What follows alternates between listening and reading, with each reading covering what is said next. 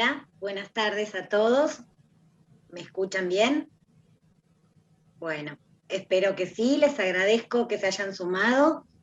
Somos un montón, casi 70 personas ya, así que bueno, espero sea fructífero para todos.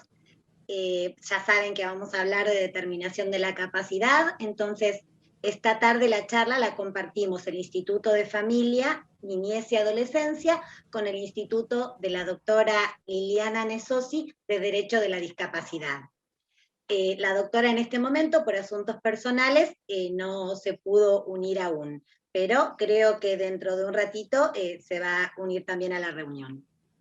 Bueno, les cuento, la doctora Luciana Martí, que es quien va a dar esta charla hoy, que pretende que esto sea también un conversatorio, que sea un intercambio de opiniones, que justamente recién en el backstage me estaba diciendo que están las preguntas, podemos ir haciéndolas en el chat, o bueno, vamos viendo, ¿sí? Tampoco tal vez interrumpirla continuamente para que tenga un sentido la exposición, pero bueno, vamos viendo, ustedes cualquier cosa levantan la mano o vemos de activar los micrófonos.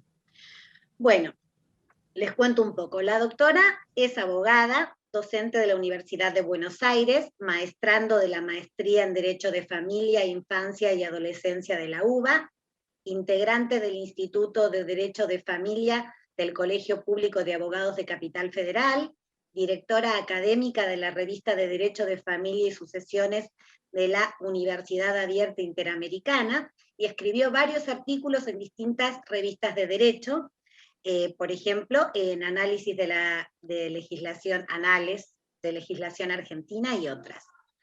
Bueno, si quieren vamos dando ya comienzo a la clase, porque ya son más de las 4, sí, son las, bueno, sí, 4 y más de 4 y 11 minutos. Así que, bueno, Luciana, te cedo la palabra, ya está compartiendo pantalla la doctora. Bueno, hola, buenas tardes a todos, buenas tardes colegas. Es un gusto estar esta tarde en el Colegio de Abogados de San Martín, entiendo que están cumpliendo años. Quiero agradecer al secretario académico, doctor Romero, por la invitación, a la secretaria del colegio, doctora Adriana Ginóbili, y también a los chicos de Secretaría Académica que hacen posible esta presentación. Vamos entonces a empezar con esta clase. Vamos a hablar sobre determinación de la capacidad, su proceso, y yo lo enmarqué en esto de los aspectos generales y algunas cuestiones complejas. Si bien también vamos a hacer alusión a la capacidad en materia de ancianidad o adultos mayores de edad avanzada sobre todo. Para comenzar, vamos a hablar un poquito sobre el marco teórico de esta clase, donde podemos ver que hay dos dimensiones generalmente muy claras y muy establecidas. En primer lugar, la dimensión convencional constitucional, la cual no podemos omitir porque el artículo primero del Código Civil y Comercial es el que nos va a dar esta pauta, el que nos va a obligar justamente a trabajar a la luz de esta convención. Y la segunda dimensión, que va a ser la legislativa, o también podríamos llamarla dimensión local. Como ven ustedes, a ver si se ve un poquito esta imagen, como ven ustedes, estoy compartiendo ahí pantalla, en la dimensión constitucional convencional vamos a encontrar en primer lugar todos aquellos artículos que fueron receptados por la Constitución Nacional en 1994, convenciones en general, ¿no? Convenciones sobre los derechos de los adolescentes, de las mujeres, de los ancianos, de las personas con discapacidad. Y en particular, convención también sobre las personas con discapacidad, la cual fue luego ratificada en nuestro país por la ley 2678, y la Convención Interamericana sobre la eliminación de todas las formas de discriminación contra las personas con discapacidad. Esto viene a ser como la base convencional, la base supralegal, para que luego se vaya desarrollando a lo largo de nuestra legislación, nuestras leyes locales. Y en ese sentido, la dimensión legislativa, podemos encontrar este combo de leyes, ¿no? La ley de derechos del paciente, la ley de salud mental, y ustedes me dirán, bueno, pero ¿para qué la ley de derechos del paciente? Y bueno, porque justamente la ley de salud mental es la que va a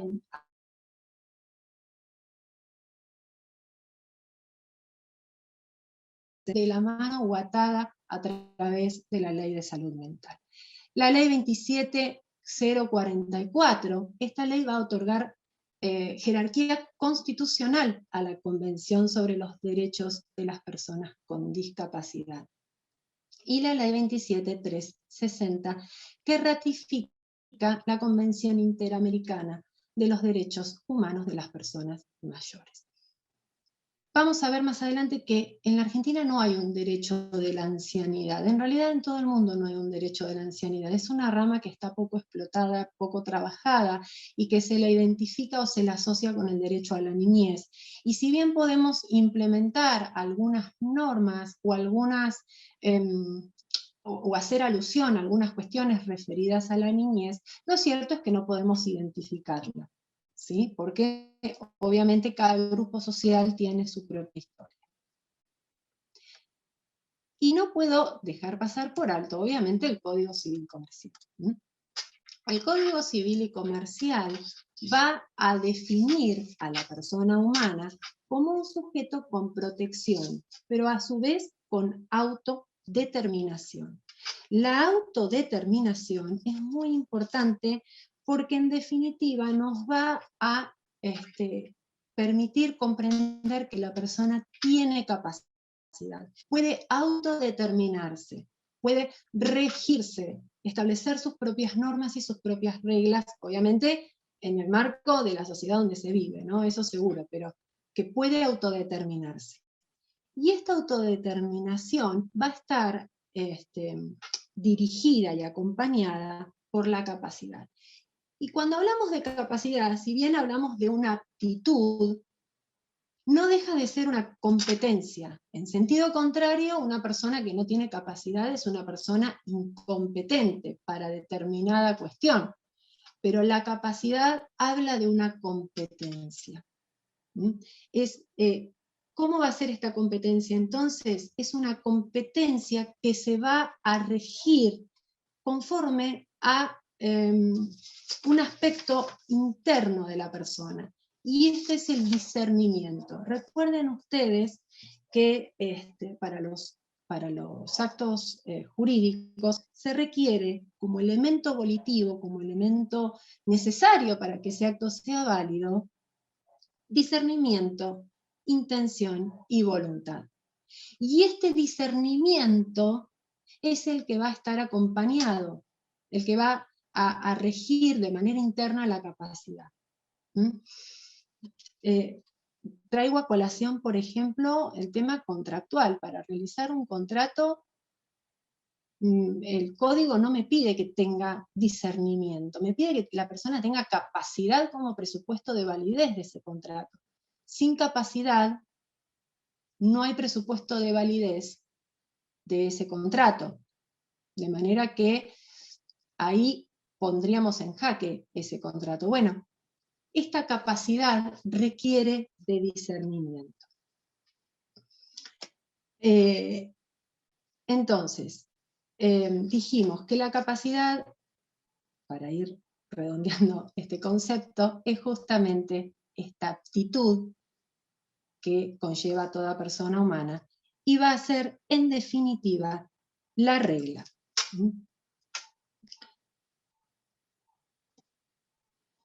Cuando hablamos de capacidad, nuestro Código Civil va a tomar dos capacidades diferentes. Una va a ser la capacidad de derecho. Está específicamente estipulada en el artículo 22. Y eso significa que todas las personas son titulares de derechos y deberes jurídicos. Y excepcionalmente, por una disposición en contrario, no podrá hacerlo. Por ejemplo, el caso de aquellos progenitores que no pueden contratar con sus hijos menores de edad. Yo no podría hacer una compraventa con mi hijo menor de edad. Eso es una imposibilidad, eso es una restricción a nuestra titularidad de derechos y deberes jurídicos. Paralelamente, la capacidad de ejercicio, esta aptitud de obrar, de ejercer por sí mismos nuestros derechos, está descrita en el artículo 23 del Código Civil y Comercial, y como aquí lo define en la Filmina, es la competencia de ejercicio, y voy a repetir esta palabra, conforme a su grado de discernimiento.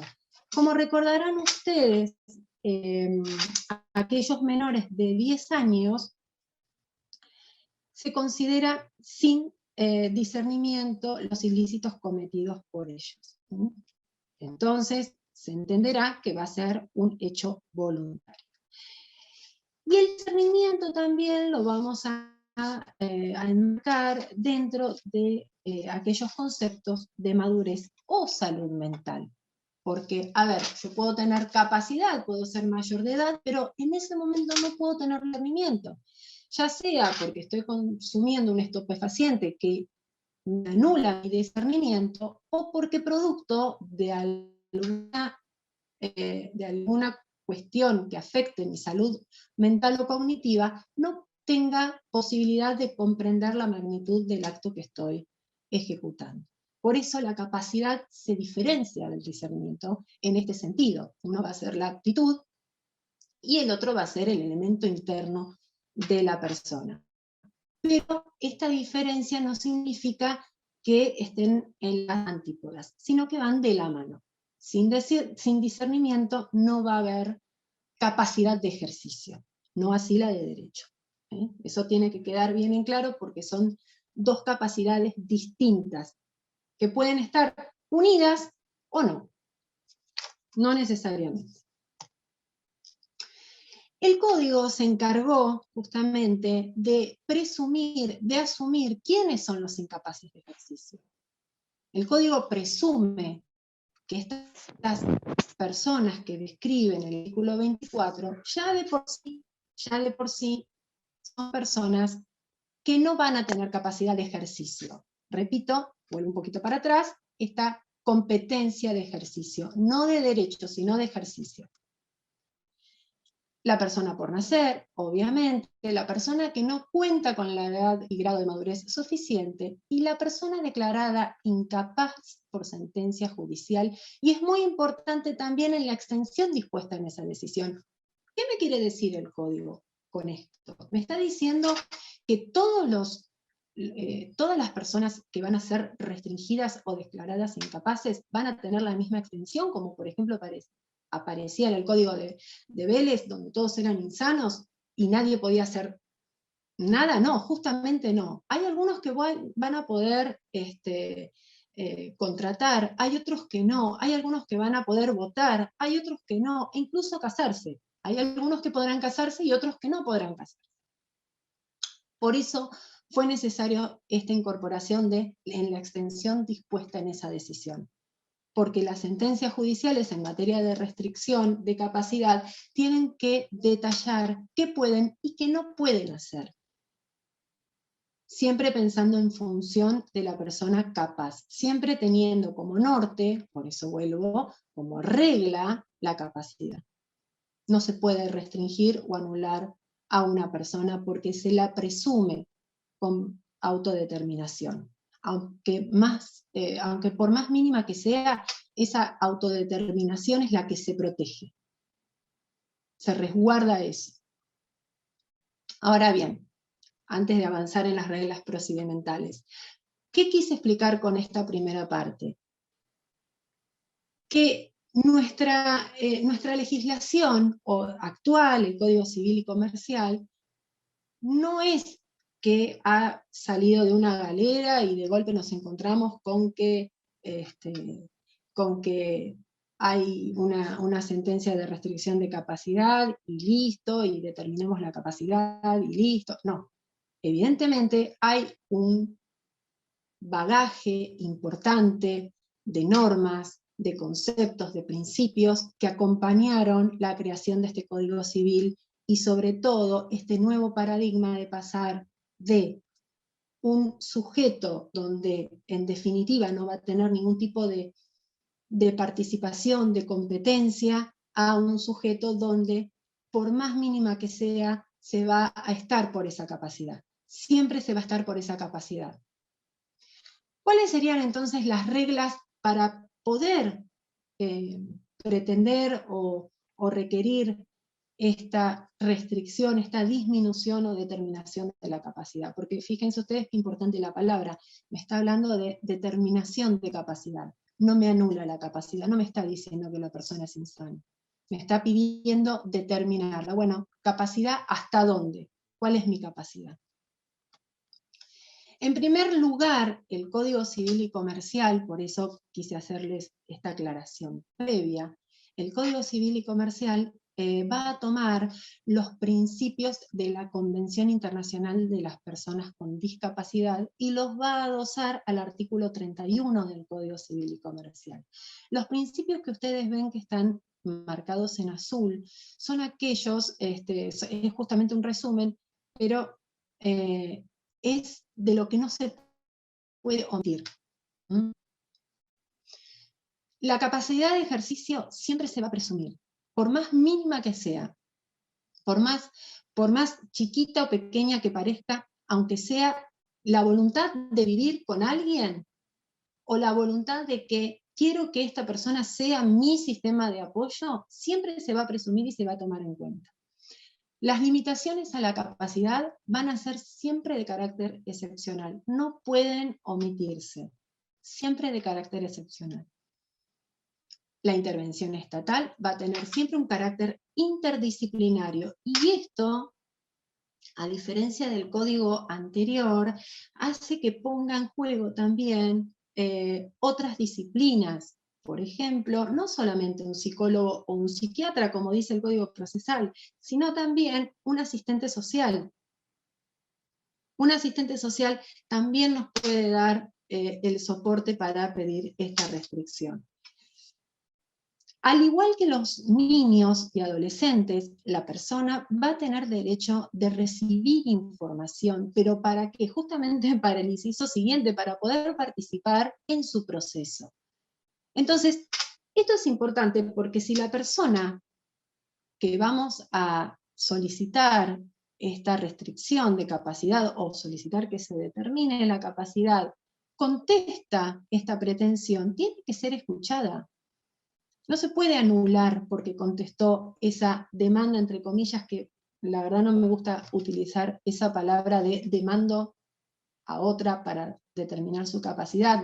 Me gustaría quizás utilizar la palabra de, bueno, solicito que se determine sin demanda, sin denuncia, sin nada. Pero esta persona a la cual se requiere que se determine su capacidad contesta una demanda porque pueden haber determinaciones de capacidad contradictorias, va a primar no solo la información que va a recibir y que va a estar obligado el juzgado, obviamente, a dar traslado de todo lo que haga su interés, sino también a participar. Pero a participar ¿con qué? ¿Con un curador, con un asesor? No. A participar con una asistencia letrada propia, entendiendo y asumiendo y presumiendo que ella misma la eligió.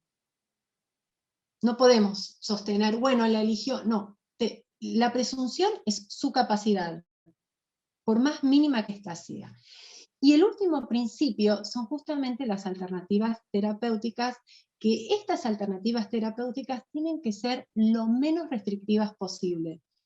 A ver, si hay que internar a una persona, esa internación va a ser de manera excepcionalísima, buscando previamente todas las alternativas para evitar esa internación. Ya lo vamos a ver.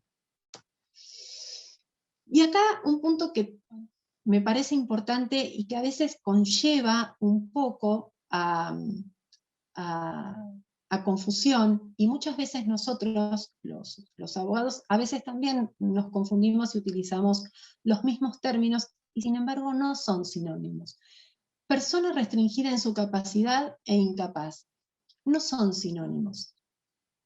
Obviamente, cuando el juez dicte sentencia, ya vamos a verlo, pero cuando el juez dicte sentencia, va a tener que ver qué es lo que hace. Si declara a la persona como restringida en su capacidad, o bien la declara incapaz. ¿Y cuál es la diferencia de una con la otra?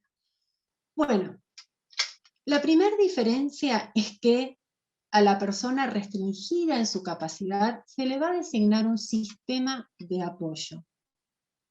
Un sistema de apoyo. Esto va a sostener que la persona, vuelve a sostener que la persona es capaz, porque no es que se la designa porque el juzgado la sortea, sino que se le va a consultar a la persona qué sistema de apoyo prefiere. Por eso dice, según la preferencia de la persona. En segundo lugar, la persona que es restringida en su capacidad va a tener determinada esa capacidad, va a estar los actos en las sentencias específicamente detallados, qué puede y qué no puede hacer. Entonces no va a ser declarada incapaz, ni se le va a dictar un curador, ni se le va a ordenar un curador, se le va a designar un sistema de apoyo, y es importante que nosotros como operadores utilicemos estos términos, para que el juzgado también pueda acompañar esta línea que no la inventamos nosotros, sino que hace a todo este cuerpo normativo del que vengo hablando. ¿Y qué pasa con el incapaz? Bueno, justamente declarar a una persona incapaz es lo más excepcional que puede haber, porque es justamente lo más restringido que puede haber. Cuando se declara una persona incapaz, se entiende que esa persona prácticamente no interactúa con su entorno. Por eso yo, entre paréntesis, ustedes lo ven, puse Cerati y Sergio Denis. Porque el caso de Cerati, el caso de Sergio Denis, o hasta hace un par de años atrás, 2015 más o menos, el caso Marcelo Díez. Marcelo Díez fue un chico que en el sur iba en moto, viajaba en moto, tuvo un accidente de tránsito muy grave y producto de una infección intrahospitalaria lo dejó en coma vegetativo, y es el que, es otro tema, pero bueno, vale la aclaración, es con el que se promueve la muerte digna. La ley de muerte digna empieza por Marcelo Díez, que estaba en un estado vegetativo. Entonces, este tipo de situaciones donde la persona prácticamente ya no puede ni siquiera tener un contacto con su entorno, donde no hay forma de que pueda manifestarse o expresarse, hace que el juzgado sí requiera de manera excepcional su declaración de incapacidad directamente, y ya no se va a designar un sistema de apoyo. Sería un error pedir designación de sistema de apoyo para el incapaz. Ahí sí tenemos que hablar de esta institución de la curativa. ¿Quiénes son los legitimados para poder solicitarla? ¿Quiénes pueden pedirla? Claramente, no todo el mundo, pero yo después les voy a contar de un secretito. En primer lugar, el propio interesado. Y este artículo, este inciso, nos puede servir para, también para nuestros adultos mayores, donde ellos mismos también pueden solicitar esa restricción de capacidad, en el sentido que ellos le den, con la persona de apoyo que ellos le den. Pero ellos también pueden hacerlo. No tenemos que ver, pues, o verlo mal, o verlo como algo dañino, todo lo contrario, porque a veces nos pueden solucionar, o puede venir a solucionar otro problema, como les explicaba yo hace un ratito, la contratación, que no se nos tiña de nulidad relativa un contrato. En segundo lugar, el cónyuge, que no esté separado, o el conviviente, y también muy importante, mientras no haya cesado la convivencia. ¿Sí? Ese detalle de la no separación y la no convivencia es muy importante. Ninguno de los dos tienen que estar separados. Los parientes dentro del cuarto grado, esto es una coincidencia también con la regla de las sucesiones, por este deber de asistencia, de solidaridad familiar que se requiere. Y por último, el Ministerio Público. Y ustedes me dirán, bueno, pero ¿y los vecinos? Y cuando uno ve que tenemos un vecino o una persona que no somos de su círculo como para poder estar legitimados para poder solicitar esta declaración, ¿cómo hacemos? Bueno, a ver, perfectamente nos podemos acercar al Ministerio Público y expresar esta situación. ¿Por qué? Porque es el Ministerio Público que está obligado a denunciar, o al menos que está legitimado. Entonces, si nosotros como vecinos sabemos que hay una persona que tiene alguna afección en su salud que requiera de esta capacidad restringida, bien podemos acercarnos al Ministerio Público y que el Ministerio Público lleve adelante esta acción, porque él sí está legitimado. Y nosotros obviamente colaborar para aportar la cantidad de pruebas que sean necesarias. Todo lo que estuve hablando hasta recién se enmarca dentro de las garantías de protección de la persona. Pero no solamente lo que yo estuve hablando recién, sino también justamente el artículo 35, artículo 34, 41, ahora lo vamos a ver. ¿Por qué? Porque el juez, para dictar sentencia en materia de restricción de capacidad, va a requerir tener una entrevista personal. Y este artículo es de suma importancia, porque va a ser también a la jurisdicción, va a ser también al principio de tutela efectiva. Entonces, este artículo 35 de entrevista personal es fundamental. El juez, previo al dictado de la sentencia, requiere sí o sí la entrevista personal con aquella persona que se requiere esta determinación o restricción. Paralelamente a ello, sí. Doctora, perdón, sí. Luciana, sí.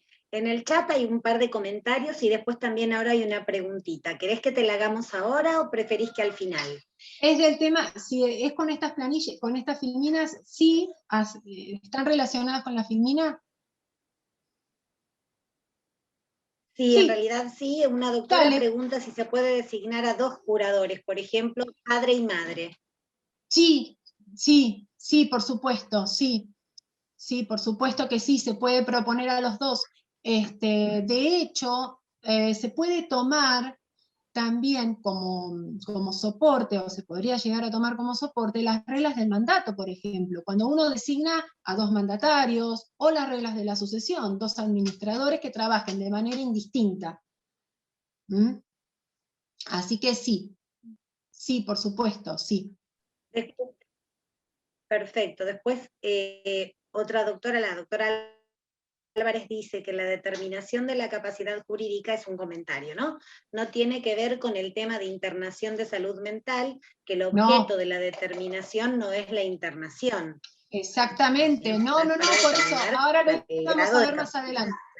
Claro, no, ahora lo vamos a ver más adelante, sí, justamente. Justamente hay un pequeño fallo y una de las cuestiones es justamente eso, sí. Catalina creo que levantó la mano. Perfecto, creo que por ahora, no, sí, hay Catalina otra... levantó la mano. Hola. Sí, Catalina. Ahí estoy. Estoy con algún problema de internet, por eso saco de cosas. El tema es, hola doctora. Hola, ¿cómo estás? ¿Hay posibilidades de una presentación conjunta? En cuanto a aquel que determina la capacidad y aquel que requiere la determinación y aquella persona que la determina, que va a ser determinada. Claro, el causante y las personas de apoyo. Porque sí, tenemos fíjate, yo ahí no haría una presentación conjunta. Yo lo que haría sería, justamente con este artículo, el propio interesado, quien es el que propone al sistema de apoyo. Perfecto. Yo lo haría de esa forma, porque si vos lo haces como una presentación conjunta, estarías poniendo en jaque al juez. ¿Me entendés? Porque es como que no terminaría de cerrar, en definitiva, quién está solicitando esta declaración de capacidad. Más allá de que se tendría que presumir que es el propio interesado. Pero yo, en tu lugar, lo que haría es que el propio interesado la solicite y designe como sistema de apoyo a estas dos personas que vos me estás mencionando. Está, bueno, gracias. Me parece, y si podés acreditar vínculo, mucho mejor, porque sería indiscutible. Claro, serían, en un caso serían los primos hermanos y en otro es un mayor incapaz leve. Acordate, Nunca... Catalina, que no hablamos de incapacidad. Justamente lo que queremos pregonar desde el colegio con esta charla es que tratemos de no establecer, fíjate yo que en eso trato de ser como muy precisa, de no hablar de incapaz, aunque uno viene con eso del código de Vélez, ¿no? Entonces decís, no, aquel que tiene la capacidad restringida. Claro, no, Porque y aparte capaz, certificado de discapacidad mental pero no leve. significa que sea incapaz. Que vos cuentes con un certificado de discapacidad mental no significa que sea incapaz, significa que va a necesitar justamente que se le restrinja esa capacidad producto de esta discapacidad que tiene, que está Claro, correctamente dicho y sostenido, pero por vos, pero sí yo haría el propio interesado que lo pida, bien, acompañando de estos familiares en cuarto grado, como vos me mencionás, y justamente su petición con estas normas que yo expuse en el Power, que igual va a ser, está a disposición de ustedes, por supuesto. vale, muchas gracias. No, por favor.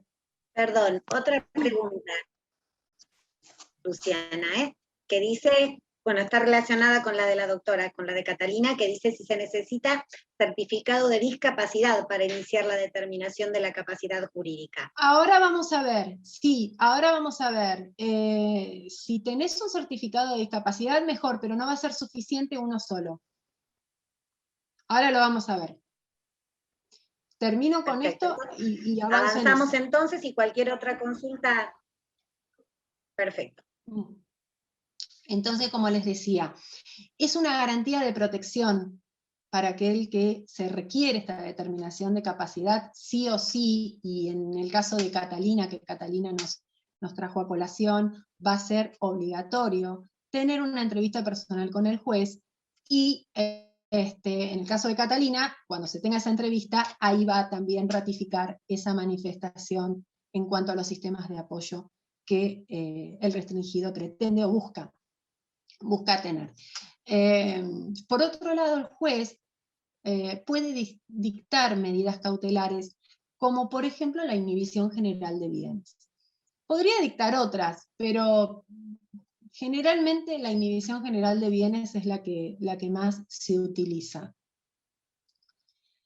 Y en cuanto al artículo 41, la internación involuntaria, ¿por qué lo pongo como una garantía de protección? Que había una colega que me había hecho un comentario.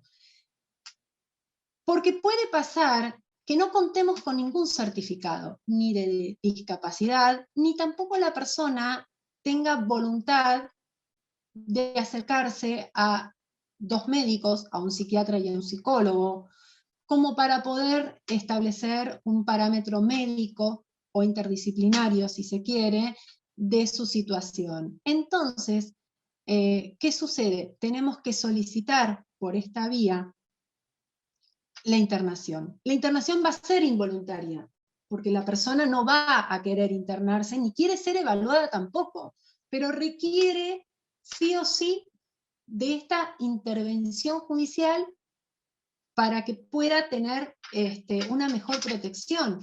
A ver, puede pasar que esta persona viva sola, o viva sola, o solo, y no tenga nadie quien se haga cargo ni de sus cuentas, ni de sus bienes, ni de sus medicamentos, ni de su higiene personal, por eso hablábamos de asistente social. Entonces, ¿qué podemos pedir? Bueno, una internación involuntaria para que, justamente para que esta persona pueda ser evaluada. Y a partir de esa evaluación, poder nosotros, consecuentemente, instar el proceso de determinación de capacidad. Justamente, y como bien decía la colega, los motivos tienen que estar justificados. Esto significa que la persona tiene que estar como dice el artículo también, en un riesgo cierto e inminente. Y tiene además que ser de carácter restrictivo y temporal. No puede tenerse, yo no puedo solicitar la internación involuntaria por siempre. Piensen ustedes en alguna persona que tenga alguna adicción severa. Piensen ustedes en alguna persona que no tenga, a veces pierda el contacto con la realidad. Por ejemplo, una persona que viva sola y tiene Alzheimer, se me ocurre. Ahí sí se va a requerir justamente esta internación. Ahora, para que opere esta internación, va a ser muchas veces necesaria la intervención de personal especializado. De manera que tenemos que solicitar que se libre un oficio a la comisaría para que intervenga personal policial, pero también al hospital donde va a ser derivado, o a la clínica o sanatorio, a personal especializado, quien va a ser en definitiva que lleve adelante el operativo. Lo que pasa es que el personal médico requiere generalmente de la compañía del servicio de policía, justamente quizás para resguardarse y estar en protección, ¿no? de su parte física, obviamente, porque puede ser agredido. Ahora, dicho esto, avanzamos sí un poquito más en lo que tiene que ver con el proceso de restricción, y como yo les dije al principio, es requisito para instar la acción un informe del equipo interdisciplinario. Bastaría quizás con una... sí.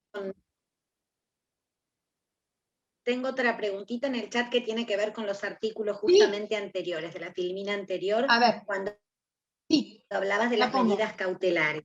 Sí. La doctora Di Princio pregunta o dice, si la persona es sujeto de derecho, ¿no? Y tiene uno o más apoyos que resguardan y acompañan sus actos, ¿por qué seguir con una inhibición general de bienes? ¿Cuál sería el motivo de continuar con esa medida? No, es que la medida cautelar justamente va a ser previa a la sentencia.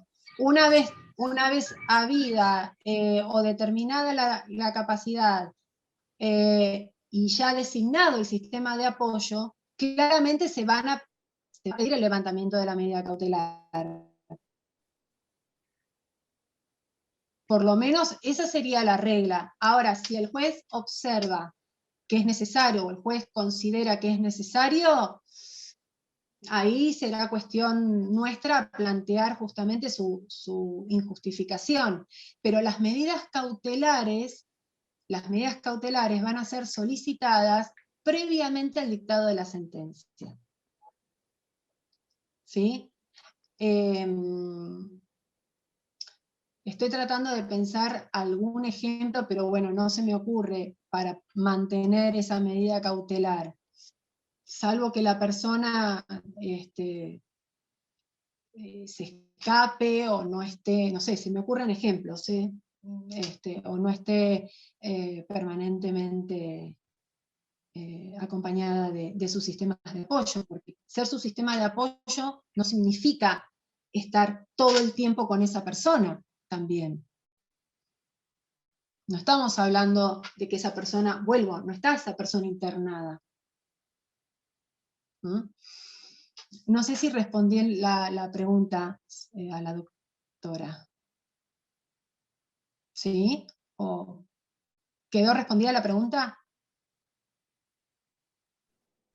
Gladys, ¿querés hacer alguna aclaración sobre lo que decías o preguntabas? Hoy, con la legislación actual, carecería de sentido pedir la inhibición general de bienes. Me parece como que eso es algo tutelar y es algo de restringir la capacidad de las personas, que deberíamos tender a no pedirlo.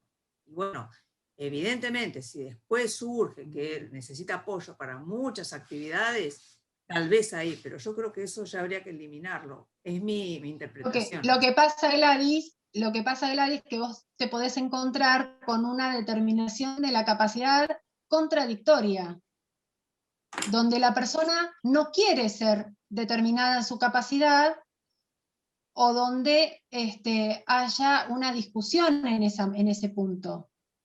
Entonces, ¿qué pasa? Ahí es donde justamente se establecen estas medidas cautelares. Porque puede pasar que la persona no quiera ser determinada. Un adicto, por ejemplo, como les dije, una persona adicta no siempre está con falta de discernimiento, pero puede pasar que en el momento que tiene falta de discernimiento cometa un hecho que lo deje insolvente y pierda todo su patrimonio. O, por ejemplo, cometa un hecho contra sí mismo. Entonces, por eso yo entiendo es que no tiene que ser genérico como se usa muchas veces en los juzgados. exacto, coincido, sí, Ahora, si ese caso exactamente, social corre un coincido, riesgo de dilapidar sus claro, bienes, ahí, como que tendría que ser la excepción y no la regla, que es lo que se usa habitualmente. Porque exactamente, coincido con vos en que ahora te entendí lo que vos querías explicar, como que en definitiva esta actitud paternalista casi que se quiere implementar de, bueno, me estás pidiendo la determinación de capacidad y paralelamente solicito la inhibición, sí, totalmente, coincido con vos, tiene que ser el caso concreto. Perfecto, perfecto, gracias. No, por favor. Gracias, Larisa, a vos, al contrario. Bien, entonces, esto, quedó claro que previa a la sentencia es necesario y es una garantía de protección la entrevista personal. Se entiende que una garantía de protección son las medidas cautelares, pero al igual, coincido con Gladys, deben ser también de manera restrictiva, porque si estamos aplicando una garantía de protección, es válido el razonamiento que ella hace y sí tiene que hacerse de manera restrictiva, ¿no? Y el proceso de intervención, de internación involuntaria, lo mismo, tiene que ser por motivos justificados, tiene que haber un riesgo cierto inminente, tiene que ser de carácter restrictivo y por el menor tiempo posible. Eso tenemos que tenerlo en cuenta también. Ahora, ¿qué requiero para iniciar? Me habían preguntado hace un ratito, bueno, pero ¿me sirve el certificado de discapacidad? En realidad se requiere no solo un certificado, sino contar por lo menos con dos. Uno, con un certificado de un psiquiatra, el otro con un certificado de un psicólogo. Fíjense, yo les agrego en esta filmina el artículo 618 del Código Procesal. Las personas que pueden pedir la declaración de demencia, y lo puse en rojo porque claramente los códigos procesales, tanto el de capital como de provincia, no se han ayornado al día de la fecha con nuestro Código Civil y Comercial, y el que va a venir a implementar estas reglas procesales es el Código Civil y Comercial. Es el que va a venir a poner sobre el tapete cómo tengo que iniciar, instar o seguir o solicitar un pedido de determinación de capacidad. Las personas que pueden pedir la declaración de demencia se presentarán al juez competente exponiendo los hechos y acompañando un certificado de 2 médicos relativos al estado mental del presunto incapaz y su peligrosidad actual. Nada más lejos que el parámetro que nos lleva el Código Civil y Comercial. Nada más lejos. Por eso no alcanza solo con un certificado de discapacidad. ¿Por qué no alcanza? Y si hacemos un análisis de las normas que yo vine explicando al principio. No alcanza porque el juez tiene que determinar la capacidad. Más allá que después se van a hacer las pericias, y a raíz de esa pericia, justamente es donde va a terminar de concluir su sentencia. Pero el juez tiene que determinarla. Tiene que sostener que, bueno, esta persona requiere nuestra intervención, requiere de nuestra jurisdicción. El juez, y esto creo que ya está harto dicho, el juez no dicta la sentencia o no va a enmarcar el proceso de determinación de capacidad por una cuestión normativa, como si fuera un tema de cuidado personal de hijo o de divorcio. Todo lo contrario, el que va a terminar o el que en definitiva dirige el proceso de determinación de capacidad es el cuerpo interdisciplinario o el equipo interdisciplinario en provincia. Es decir, van a ser los médicos, los asistentes, los psicólogos, los que van a definir esa capacidad o los que van a dar su dictamen respecto de la persona. Hasta dónde se puede, hasta dónde no, y quién sería el mejor sistema de apoyo. ¿Por qué? Porque el sistema de apoyo puede ser una persona o dos, como puede también ser una persona jurídica, una institución.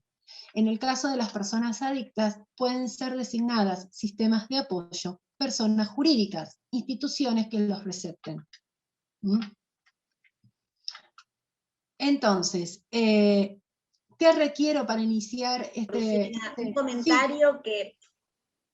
Sí, un comentario que hace la doctora Hilda, que tiene razón, la doctora Álvarez, que es obvio, ¿no?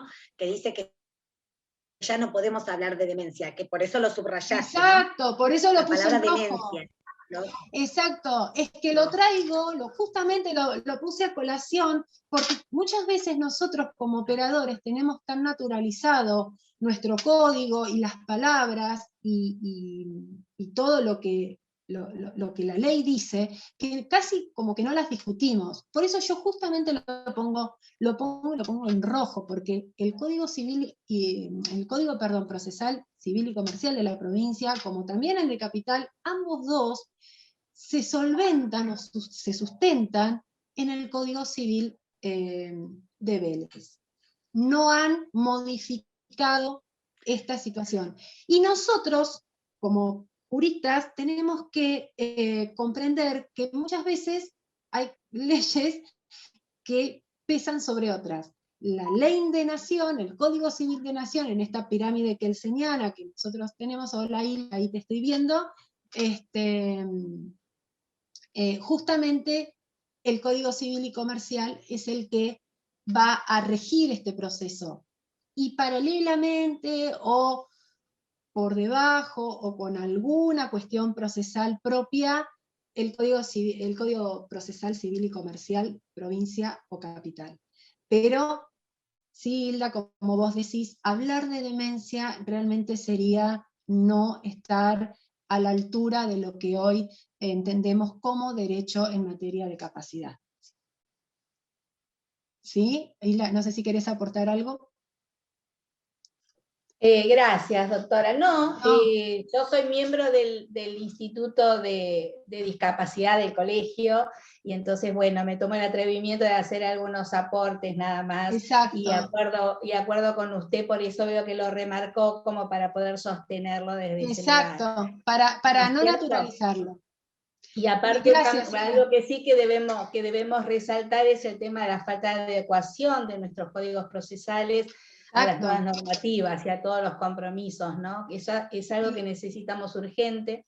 Si bien el Código Civil hizo, el nuevo Código Civil, ya no tan nuevo, estableció procedimiento para la determinación, sería necesario, ¿no es cierto?, que se adecuen todas estas, la demás normativa. Es que es un pedido que tendríamos que hacer, todos nosotros, me parece, ¿no? Para eso estamos. Tal cual. Gracias, bueno, por eso estamos acá y estamos estudiando, esto. Gracias, Hilda. Bueno, ahora, ¿qué pasa si no, les comento que tengo? Unió, perdón, Luciana, no te quiero dejar hablar. Te quería decir nada más que se unió también ya la doctora Nesosi, que es la directora del Instituto de Derecho de la Discapacidad de San Martín. Así que ya había explicado que había tenido un problema por el cual se retrasó, pero bueno, está. Así que bueno, genial. Y hay muchas preguntas en el chat. Bueno, buenas tardes. Disculpen la demora, pero tuvimos desde la familia algo muy, muy importante que realizar, que fue vacunar a mi hijo Lucio, persona de riesgo con síndrome de Down, que se luchó mucho de las distintas organizaciones de padres y desde el instituto, de muchas formas, y bueno, logramos el objetivo. Así que justo fue a las 16 horas la convocatoria a vacunarlo, por eso llegué mucho más tarde. ¿Qué tal, doctora? ¿Cómo está? Hola, ¿qué tal? ¿Cómo estás? Bien, bien. Bueno, muchas gracias. Ahora sí, aprovecho, gracias por la invitación, que no estabas cuando las di al inicio. No, un gusto tenerte, no, un gusto, favor, Luciana. Al contrario. Bueno, sigo entonces. ¿Qué pasa cuando no perdón, tenemos te digo esto? nada más Sí. que... Ay, Luciana, solo te aviso esto, hay muchas preguntas en el chat y yo no te quiero seguir interrumpiendo. Si todos están de acuerdo, la dejamos terminar y yo voy tomando nota y cuando termina le preguntamos. Si no, como que estamos haciendo mucha, ¿no? Como ensalada y no la dejo terminar. ¿Les parece? ¿Están de acuerdo todos? Bueno, continúa y listo. Después te preguntamos. ¿Qué pasa si no los tengo? ¿Qué pasa si no cuento con estos certificados? Bueno, la respuesta yo ya la había dado antes, ¿no? Podemos solicitar justamente la evaluación e internación. En realidad me gustaría hablar al revés, me gustaría solicitar la internación a los fines de la evaluación. El Código Civil y Comercial establece el procedimiento, por eso perfectamente, como lo contaba Isla, esto de, bueno, no hay que internar, no hay que hablar de demencia, sino podemos suavizar un poco la palabra internación, no para internar a la persona, sino para evaluarla. Y justamente lo describe así. La autoridad pública puede disponer el traslado de una persona cuyo estado no admita dilaciones, esto de el riesgo cierto e inminente, para sí o para terceros, a un centro de salud para su evaluación. Obviamente será el centro de salud más cercano a su domicilio, y preferentemente un hospital público. Y el código mismo dice que puede ser auxiliado por las fuerzas de seguridad y los servicios de salud. El artículo 619 del Código Procesal de la provincia también sostiene esta misma línea, ¿no? Pero, sin embargo, volvemos un poco a este cuestionamiento de la norma en cuanto habla del presunto incapaz. Recuerden que no hablamos de incapaz, sino de aquella persona que va a ser restringida en su capacidad.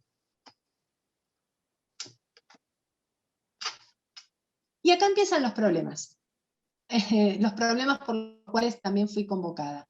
¿Dónde iniciamos la acción? Y parecería simple, bueno, en el domicilio del causante, lo sabemos todos, o donde se encuentra internado. Pero si se encuentra internado en provincia y el domicilio es en capital, si la persona decidió viajar al exterior, ¿dónde iniciamos la acción? Bueno, el domicilio lo define el artículo 73 del Código Civil, establece como domicilio real el lugar de residencia, listo. Pero, ¿y el del domicilio real, el lugar donde dice el código, el DNI que está puesto, la dirección? Dice lugar de residencia. A este artículo yo le agrego el artículo 2613, que si bien nos habla de derecho internacional y si bien está ubicado en la parte del código donde se trata los temas en derecho internacional, me agrega casi como una descripción más. Residencia habitual. Y va a decir el código, el estado en que vive y establece vínculos durables por un tiempo prolongado. Ese va a ser el lugar de residencia. O de residencia habitual también, porque puede que yo establezca vínculos durables y prolongados en algún lugar, pero resida habitualmente en otro. Por esa misma razón, por la simple razón de que el código es un sistema, por la simple razón de que el código es un todo y no partes estancas o partes separadas, es que muchas veces podemos apoyarnos en normas que están ubicadas en otro apartado.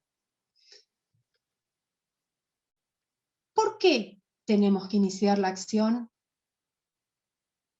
en el domicilio donde esté residiendo la persona a la cual nosotros queremos sindicar o declarar o determinar la capacidad? Uso varios términos. ¿Por qué?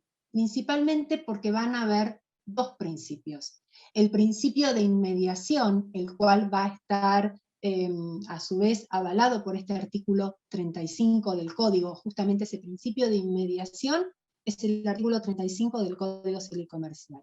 Y la tutela judicial efectiva. ¿Y cómo defino yo la tutela judicial efectiva? Como aquella sentencia que va a estar regida en tiempo y forma. Hay un fallo de la Corte Suprema de Justicia de Nación, el fallo se llama Tufano, acá lo vemos, Tufano Ricardo. Fue un fallo, bastante paradigmático, porque sentó jurisprudencia, y dice: el juez del lugar donde se encuentra el centro de internación es el más indicado para adoptar las medidas urgentes necesarias para dar legalidad y controlar las condiciones en que el tratamiento de internación se desarrolla. Esto último es tutela efectiva. Y lo primero estaba relacionado justamente con el domicilio. ¿Por qué? Porque Tufano había sido internado en provincia de Buenos Aires, pero su domicilio era en Capital Federal. ¿Qué había sucedido? Se declaraban la incompetencia uno con otro. Uno con otro se declaraban que no les correspondía entender en este caso. La Corte Suprema, quien tiene la competencia originaria para determinar justamente esta conflictiva, estableció que justamente va a ser el lugar donde se encuentre el centro de internación. Tufano estaba internado en un neuropsiquiátrico cerca de La Plata. Entonces, el juzgado de La Plata quería desentender de la situación, el juzgado de Capital también, y la Corte entendió, por aplicación del principio de tutela efectiva, justamente que tenía que ser el de La Plata. Y del principio de inmediación también. Ahora, si la persona no está internada, ¿no? ¿Podemos obligarlo al causante a mantener el domicilio que tenía? Podemos decir, bueno, como vos estás siendo declarado, vas a ser determinado en tu capacidad y demás, claramente estoy hablando de una persona que no va a ser declarada incapaz, que no está en estado vegetativo, sino que estoy hablando de una persona que se conecta con su entorno. ¿Puedo obligarlo a mantener un mismo domicilio a pesar de tener un expediente abierto? La verdad es que, por lo que venimos estudiando entre todos, la verdad es que no debería. La Convención sobre los Derechos de las Personas con Discapacidad, que tiene jerarquía constitucional, va a receptar justamente este tema y esta problemática que muchas veces aquellos que instábamos la acción o aquellos que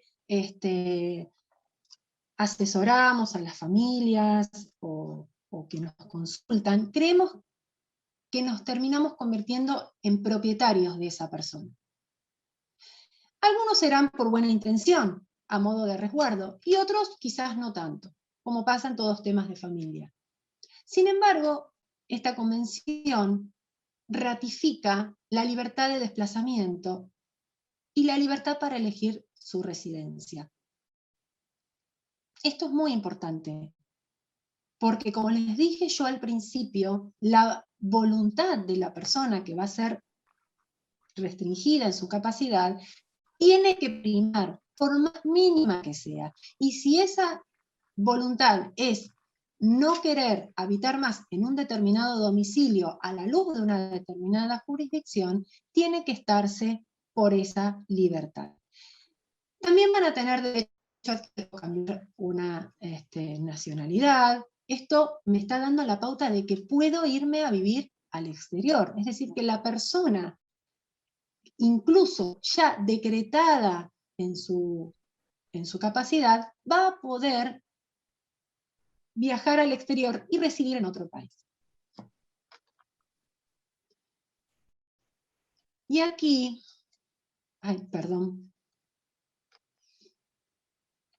aquí un fallo espérenme que lo pongo acá, ahí está. Aquí un fallo, ¿sí?, de la Suprema Corte de Provincia de Buenos Aires, donde dice que, espérenme, se aprecia que para la asignación de la competencia jurisdiccional para intervenir en el conocimiento de la declaración de incapacidad o de restricción de la capacidad, adquiere especial relevancia acudir a la télesis de los artículos 35 y 36 de dicho cuerpo normativo, enmarcados dentro de los denominados principios comunes a las restricciones a la capacidad. En ese orden de ideas, se observa el mandato del primer precepto dictado en cuanto establece que el juez debe garantizar la inmediatez, y resumo, en igual línea la siguiente norma prevé la intervención del interesado en el proceso, pudiendo aportar todas las pruebas que hacen a su defensa. Acá ven cómo en este fallo se juntaron varios de los principios, ¿sí? La asignación de la competencia, el principio de inmediatez, la tutela judicial efectiva, justamente en compañía de ese principio, ¿no? Y la tutela también en virtud de la intervención del interesado. Bien, ahora. Entonces decía que como toda sentencia, es necesario que el juez conozca la verdad de los hechos. Por eso las reglas procesales no las podemos apartar de plano. No podemos dejar de lado el Código de Procedimiento y regirme solo por el Código Civil. No, era lo que yo decía. Lo va a acompañar.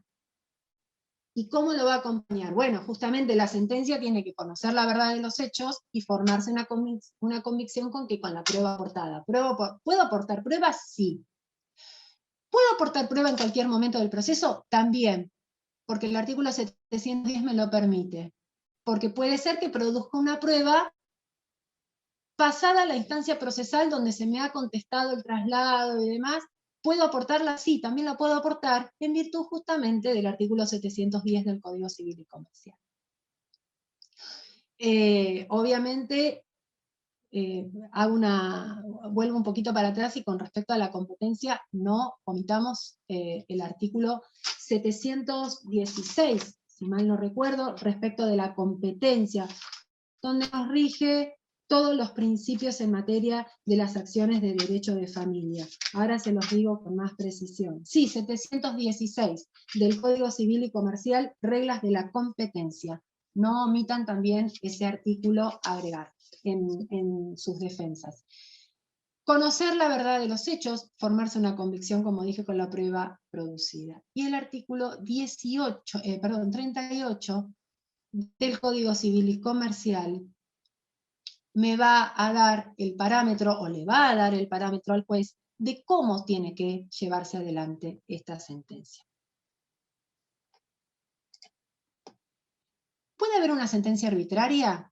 Sí, puede haber una sentencia arbitraria en este caso, porque pareciera que fuera todo casi como edulcorado, donde, bueno, uno planea un determinado proceso, aporto los certificados, esta persona requiere la capacidad, pero ¿puede haber una sentencia arbitraria? Sí. ¿Y cuál? Bueno, fíjense en este caso. Justamente se declaró la incapacidad, pero en exceso. Se declaró la incapacidad del causante, no se lo restringió en su capacidad. Se declaró la incapacidad del causante. Se probó que no se trataba de una persona que se encuentre absolutamente imposibilitada de interaccionar con su entorno. Este es un fallo de corte, ya de Corte Suprema, donde se entiende lo que significa restringir la capacidad, no es declararlo incapaz. No es anular a la persona por completo, todo lo contrario. Y acá es donde están actuando todas las garantías de las que venimos hablando, ¿no? ¿Qué pasa con la capacidad de ejercicio en los adultos mayores, pero de avanzada edad? Porque acá hay un tema, la Convención establece la edad de 60 años. A partir de la edad de 60 años uno ya es adulto mayor. Así está considerado por convención. Pero ¿qué sucede con aquellos de avanzada edad? Porque pareciera que la ancianidad trae aparejada de manera obligatoria una tutela mayor. Es cierto que el adulto mayor tiene, de edad avanzada, tiene mayor vulnerabilidad. Eso es verdad. Mayor vulnerabilidad por lo físico, muchas veces. Pero eso no significa que haya, en sentido contrario, una pérdida cognitiva de la madurez, o una pérdida progresiva de la madurez. No lo podemos entender así. Todo lo contrario. Aquí les traigo un dictamen de la Asesoría de Incapaces del Departamento Judicial de San Martín, donde pareciera que uno dice, bueno, pero es obvio lo que está diciendo Luciana, porque la verdad es que no debería entenderse así. Bueno, no es tan obvio porque hubo personas que entendieron lo contrario. En relación al domicilio, a ver si puedo, no, perdón, porque los quiero leer, no sé si puedo correr esta barrita que está acá, así. Y dice, la suscripta adhiere a la apelación y fundó en atención que el mero cambio de domicilio de la causante, una mujer de 87 años, en este caso, no puede en modo alguno afectar la tramitación del proceso de protección, con domicilio real en territorio de nuestro país, y resulta que como ciudadana deberá continuar siendo incluida en el sistema de protección por parte de nuestro Estado, y así ha quedado acreditado en autos cuando la señora jueza Cubo dictara la declaración de inhibición general de bienes tanto en la Argentina como en la República de Brasil. Que con la sanción del Código Civil y Comercial se ha mantenido como de ley, y ley aplicables a la determinación, la del domicilio real, no la de cualquier domicilio. Fíjense que nada más lejos de la realidad. Y que asimismo el principio de inmediatez encuentra su límite con la efectiva tutela jurídica, y es allí donde no creo que la señora B pueda gozar de ella. Sabemos que a los familiares preocupa la situación empresarial. Bien. Mi pregunta es la siguiente hacia mis colegas. ¿Qué opinan ustedes de esto? A ver, ¿qué opinan de esta situación? Les llega un dictamen así, y estamos teniendo una concepción casi paternalista, no, casi no, paternalista del adulto mayor. La señora tiene 87 años, vivía dentro del departamento de San Martín, y decidió radicarse en Brasil. Se le había iniciado, obviamente, este proceso de determinación de capacidad.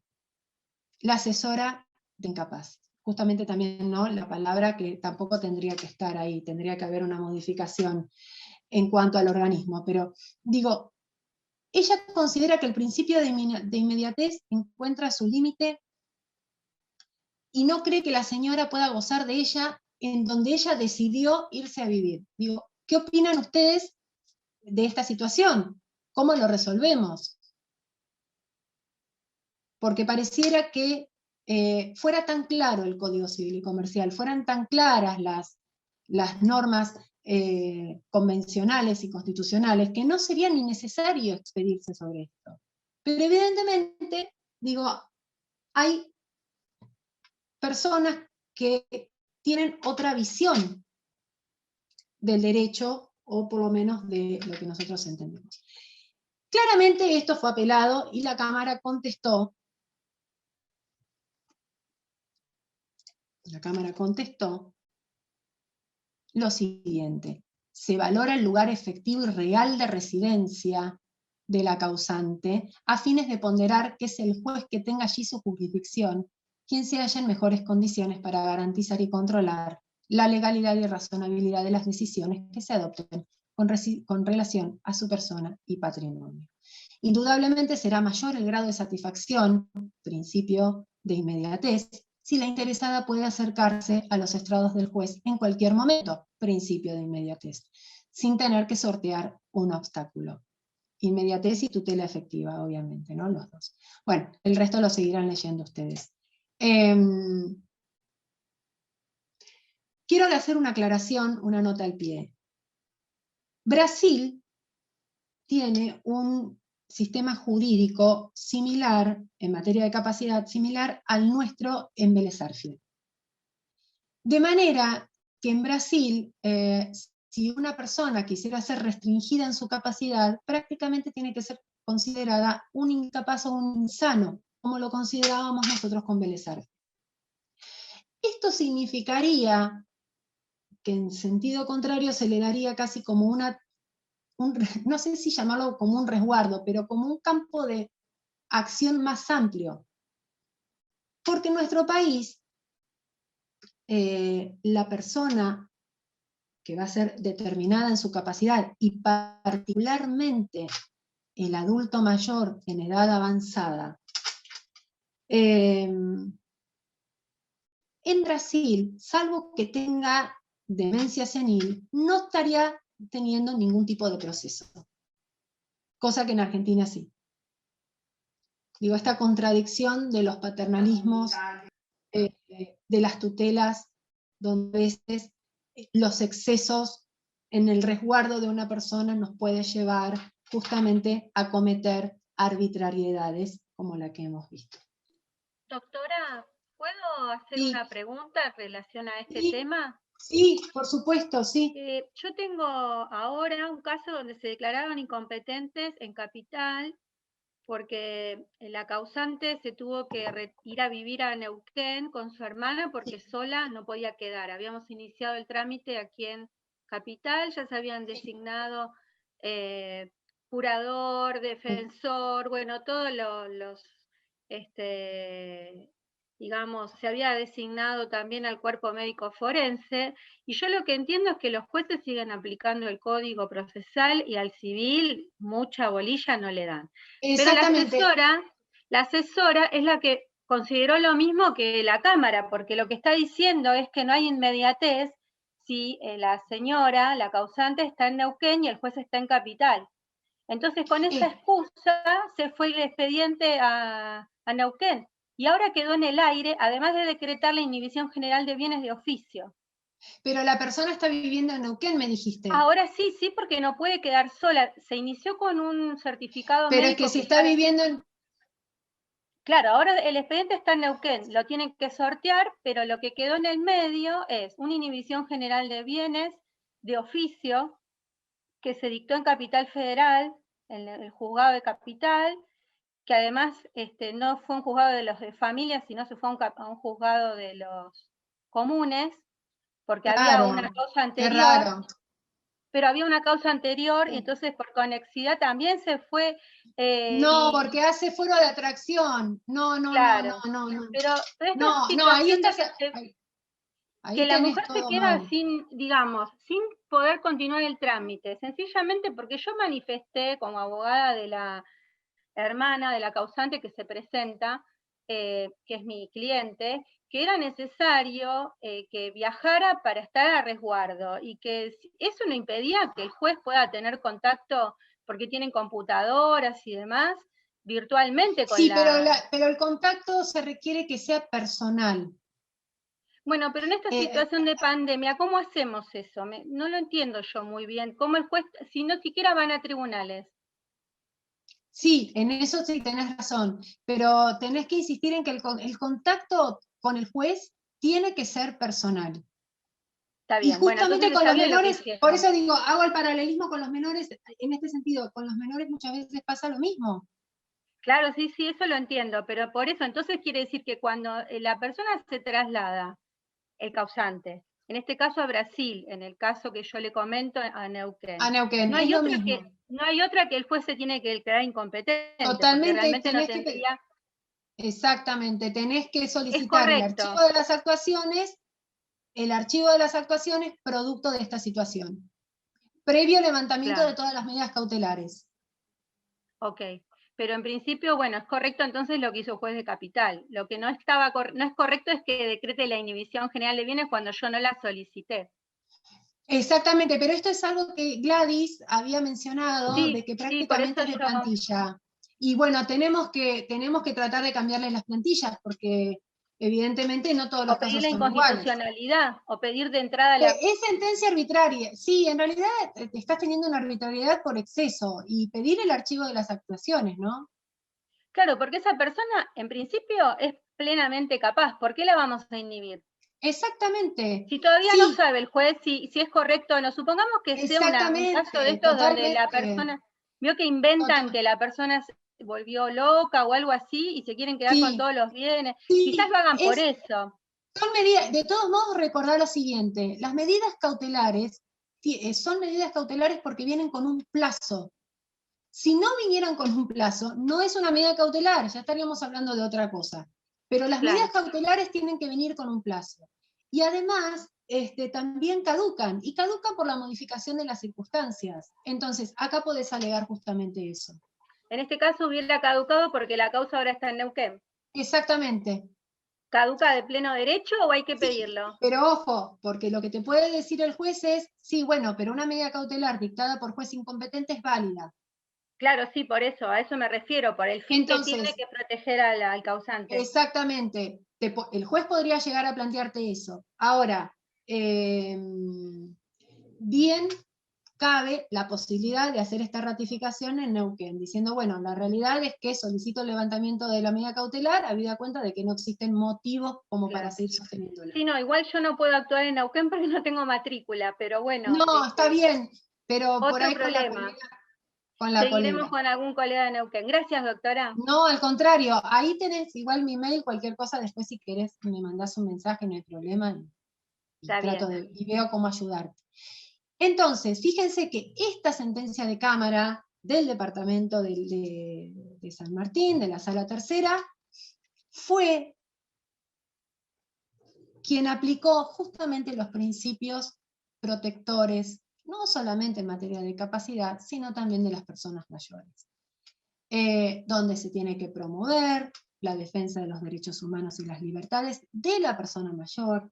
Sobre todo tiene que haber independencia y autonomía de la persona, la igualdad y no discriminación. Principio que a veces lo pasamos por alto, pero no deja de ser menos importante, porque si una persona que no es restringida en su capacidad puede mudarse de residencia, perfectamente lo puede hacer también el adulto mayor. A la autorrealización, a la seguridad física, económica, social, y en el último de los principios, este enfoque diferencial que no significa paternalismo absoluto, sino que la aplicación de la perspectiva en materia de personas mayores cuando se va a restringir esta capacidad. La edad avanzada no significa la pérdida progresiva de la capacidad. No la podemos asociar en sentido contrario como la autonomía progresiva de los niños. No lo podemos utilizar como su equivalente.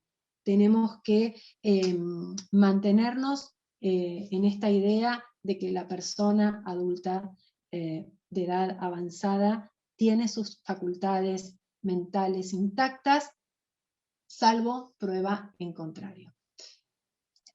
Bien, con esto termino y escucho las preguntas que ahí está. Bueno, yo tengo un orden, a ver si más o menos, yo prefería que activen el micrófono y hagan la pregunta o el comentario que hicieron en el chat.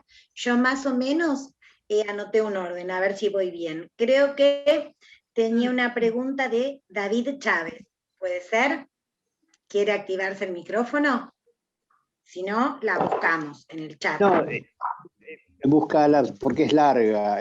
Yo me refería con relación a las medidas precautorias que su señoría toma. Yo en la semana pasada sorteé una determinación de capacidad de una pareja de ciegos que supuse ante la consulta de que podía haber sido motivo de un delito penal. Por esa razón solicité a su señoría civil, el juzgado de familia, que lo primero que haga dictara una medida precautorias, cosa que lo hizo. Y anteriormente siempre, cuando las inicio, lo pido, porque generalmente el tema de la determinación de la capacidad es que son personas que no están determinadas como tales, pero pueden ocurrir de que tengan una falencia en la capacidad para determinar sobre sus bienes. La pregunta era esa, si cuando hablaban de la medida precautoria, si la tomaba, y creo que otra colega dijo, si la tomaba de oficio el juez. Puede tomarla, pero uno la pide por seguridad. Obviamente, a ver, pero es que uno puede pedir las medidas precautorias y para eso están, eso seguro, pero eso no obsta a que luego sean modificadas o puedan ser suplantadas las medidas cautelares por otras más apropiadas. De todos modos, las medidas cautelares tenemos que recordar que vienen con un plazo. Siempre tienen que venir con un plazo. Y el plazo no puede ser ambiguo. Bueno, muchas gracias, Gabriela, a disposición para lo que necesiten.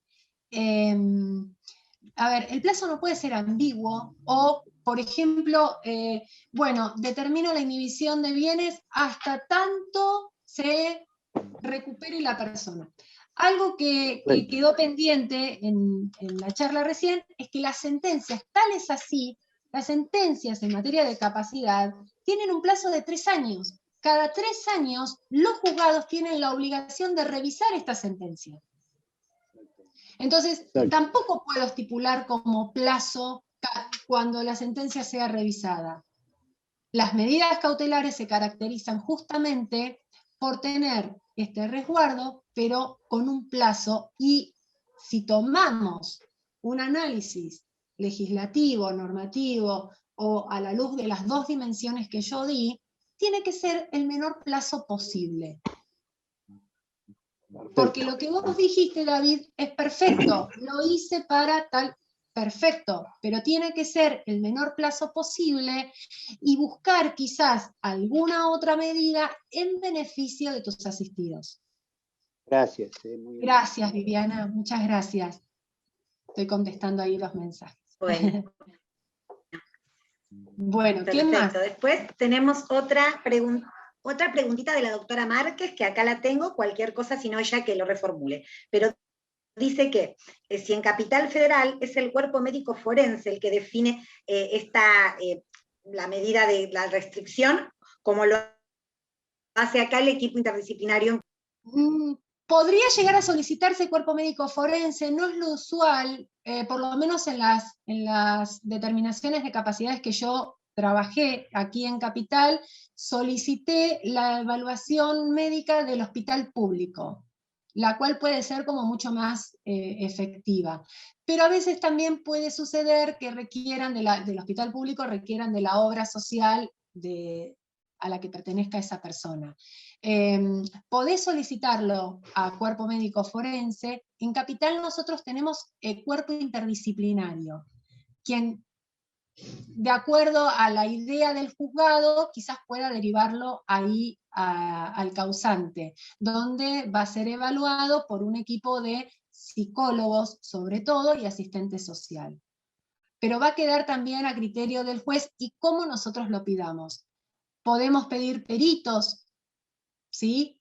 Pero tienen que ser interdisciplinarios. Podemos pedir, por ejemplo, un perito psicólogo, un perito psiquiatra y un asistente social. Y ese es el equipo interdisciplinario del que se habla.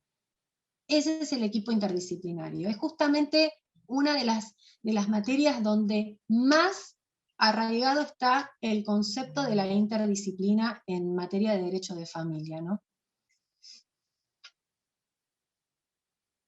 Perfecto. Sí. Después tenemos también a la doctora Guadagnino, que dice, ¿qué deberían decir los testigos para acreditar que el apoyo propuesto es hábil para esa función, para dicha función? Bueno, a ver, en primer lugar yo creo que hay una presunción normativa. El código va a presumir que la familia, los familiares directos, son los primeros en asistir a esta persona como sistema de apoyo. Fíjense que uno de los artículos del código habla que justamente el primer sistema de apoyo va a ser el cónyuge o conviviente. ¿no? Me quedo pensando en el tema de las sucesiones con el conviviente, pero eso será materia de otra charla. Pero bueno, fíjense esto. En primer lugar, se presume que la familia, y por lo menos si hacemos una interpretación de lo que dice el código, los familiares hasta el 4º grado son los primeros en quien tienen que venir a asistir a esta persona de apoyo. ¿Qué pasa si hay una disyuntiva en los sistemas de apoyo? ¿Qué pasa si se disputan el cargo del sistema de apoyo? Bueno, ahí lo que hay que hacer es plantearlo por un incidente paralelo. Se tendría que formar un incidente donde se demuestran las aptitudes para poder ser el mejor sistema de apoyo. El juzgado dictará sentencia en materia de la restricción de capacidad y paralelamente se disputarán los sistemas de apoyo. En cuanto a la pregunta que tendrían que decir los testigos para saber si cada sistema de apoyo es competente, tenemos que basarnos por el principio de solidaridad y asistencia familiar. Creo que es lo primordial. Ese principio de solidaridad familiar, de asistencia en materia de alimentos, salud, vivienda. ¿Quién paga la vivienda? ¿Quién paga los alimentos? ¿Quién se hace cargo del cuidado personal? ¿Quién se hace cargo de la higiene? Y sobre todo, ¿quién se hace cargo? Gracias, Mónica, gracias a vos por escucharme. ¿Quién se hace cargo de la salud?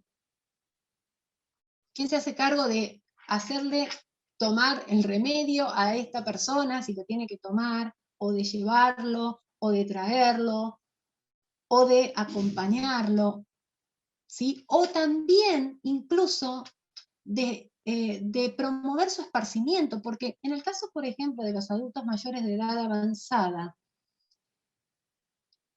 ¿qué pasa si no promovemos también su esparcimiento? Se puede promover con centros de día, en fin, creo que si yo sería juez, evaluaría todas estas cuestiones. Ahí Beatriz, no sé si la leemos ahora, o la pregunta de Beatriz, que es gracias Nancy a vos por escucharme. Si no, voy siguiendo el orden, en realidad seguí el orden. El doctor Poggi tendría que explicar su pregunta porque era un poquito larga y prefiero que lo explique él. Javier Poggi, si está todavía. Gracias, Valeria, sí, respondí tu pregunta. Espero haberla respondido, pero yo lo focalizaría por esa vía. ¿Quién cumple con los deberes asistenciales? Hay que tener presente que el código tiene una misma línea. Gracias, Melina. Tiene una línea, y esto es el principio de solidaridad familiar, y lo vamos a ver a lo largo de todo el código. En materia de contratos en donaciones, si ustedes ven, una donación puede ser revocada por falta de alimentos. En materia de sucesiones, hay causales de indignidad donde la falta de asistencia familiar también puede declarar indigno al heredero forzoso. Digo, guiémonos por esas líneas y vamos a poder extraer qué le podemos consultar o preguntar a los testigos. Gracias, muchas gracias a ustedes, a los colegas que me están saludando. Hay más preguntitas, Doc, ¿eh? Te digo, sí. Después está, perdón, digo Santi porque es como lo tengo identificado acá, o no sé, ahí está. Bueno, ¿te querés activar el micrófono así le preguntás? Ahí está, ¿qué tal? Buenas tardes. Hola, buenas tardes, ¿cómo estás? Sí, Janina Castro, yo soy colega, estoy matriculada en el Departamento Judicial de Tranquelape. Bueno, hola, qué consulta lindo, es... Bueno, la consulta es en realidad por una situación personal, si puedo, digamos, decir, es un familiar que tiene una patología psiquiátrica. Hace poco se culminó, yo estuve todo el año pensando en iniciar un expediente de determinación de la capacidad por determinadas situaciones. Además estábamos atravesando una situación de violencia de género porque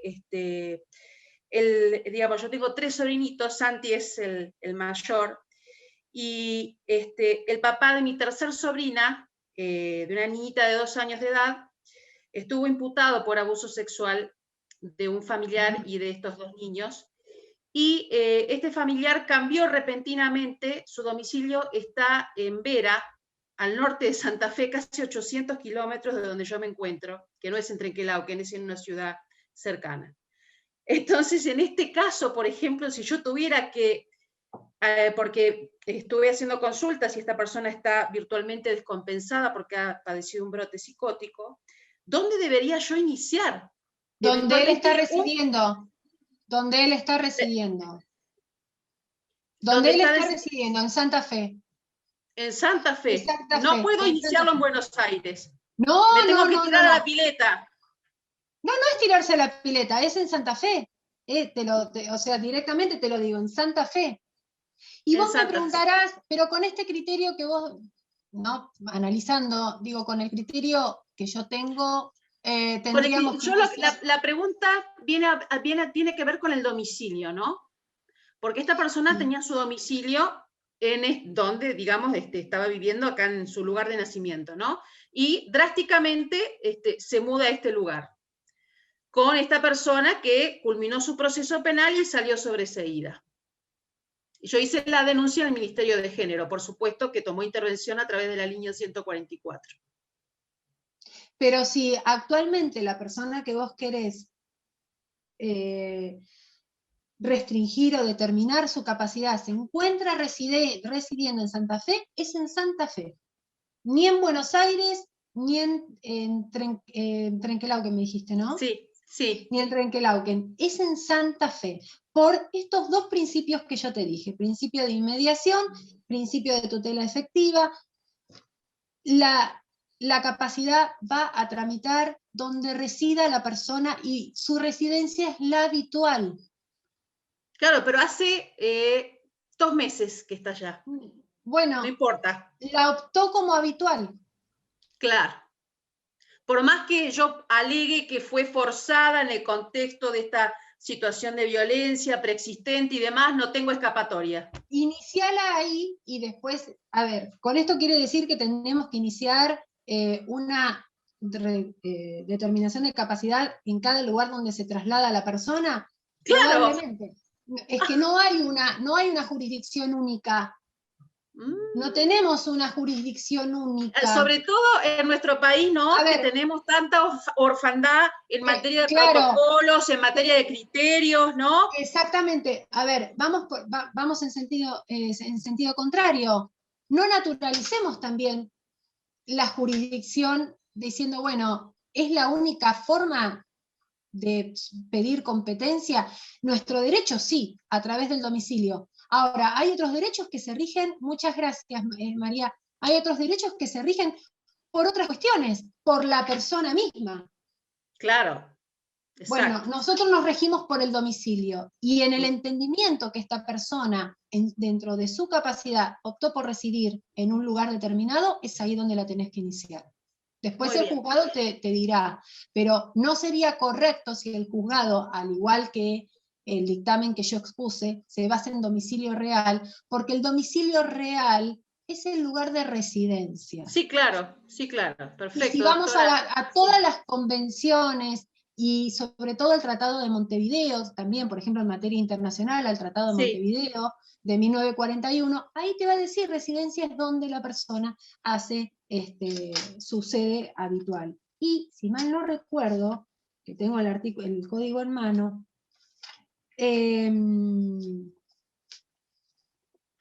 fíjate, el artículo 77 te dice, el domicilio puede cambiarse de un lugar a otro, y esta facultad no puede ser coartada por contrato, ni por disposición de última voluntad, ni por nada. O sea, que me da la libertad de poder regirme o estar donde yo quiera. Sí, vas a tener que hacer eso. Muy bien, muchas gracias, doctora. Gracias a vos, gracias por escucharme.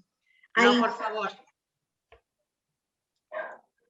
Hay comentarios también de la doctora Galera y el doctor Ferretti que dicen, con respecto a lo que vos hablabas, Luciana, de la audiencia del artículo 35, que debería ser llevada a cabo en forma personal, ellos comentan que muchas veces las del artículo 12 y entrevistas con los niños en otras cuestiones de familia ese es otro problema, son llevadas a cabo igual vía virtual. Sí, pero es otro problema.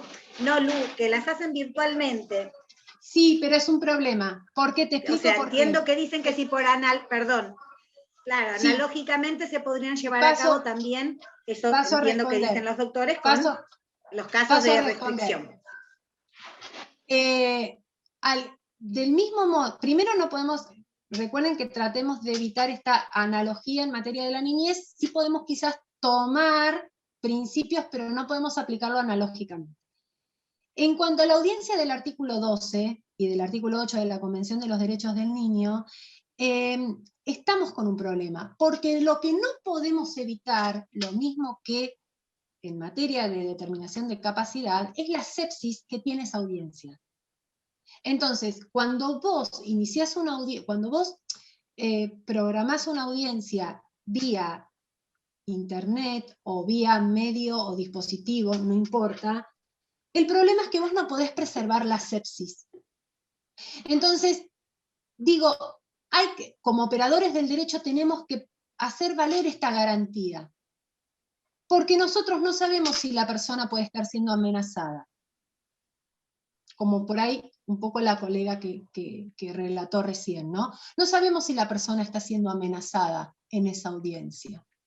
No sabemos qué es lo que sucede detrás de la cámara. Entonces, como es una garantía de orden público, creo que más allá de la situación de la pandemia no puede ser justificativo de la anulación de las garantías personales de todos. No puede haber una anulación de las garantías. Y la audiencia artículo 35, al igual que la audiencia artículo 12 de la Convención, 8 de la Convención, artículo 26 del Código Civil y Comercial, no puede verse anulada por una situación de pandemia.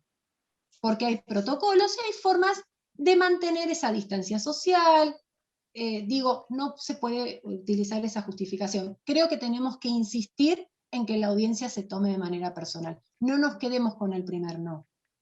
No nos quedemos con sí, pero a veces no se hace posible. Perdón, buenas tardes.